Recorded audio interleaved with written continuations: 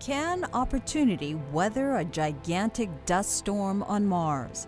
Megastorms roar across the red planet every 5 to 6 years. Mariner 9 caught one in 1971, as did Viking 5 years later.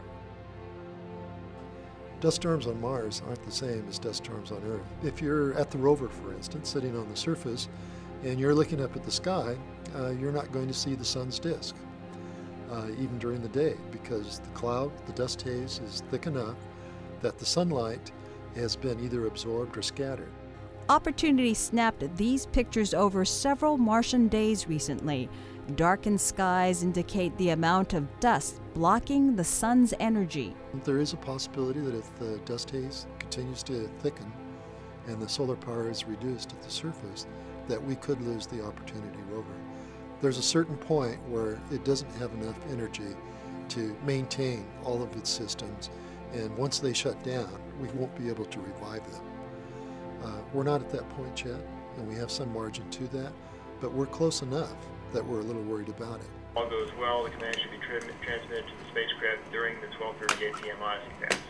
The rover team at NASA's Jet Propulsion Laboratory sent a command asking Opportunity to skip phoning home for a while to conserve energy. Opportunity is hunkered down, and so it's only doing the very essential things that are needed to keep the spacecraft alive. Mars winds can giveth and taketh away. Mars dust devils gave the rovers new leases on life by blowing the dust off their solar panels. This windstorm is a different story.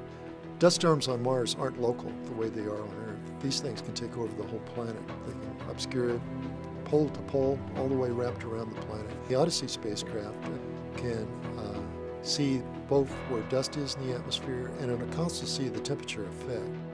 On the Mars Reconnaissance Orbiter, it gets an almost complete global view of the planet.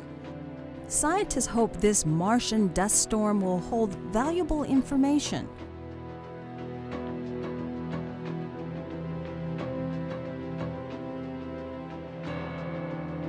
Opportunity's twin Spirit is on the other side of Mars, where the dust storm is less severe. The team is still limiting its activity to conserve power. In the meantime, scientists and engineers hope the dust settles soon, before Opportunity's power runs out. If things don't get worse, we expect that we'll be in a situation of recovering and being able to go on. But even if we don't, okay, instead of 90 days, we've gotten over 1,000 days operation on the surface. So these things have been just, hugely successful.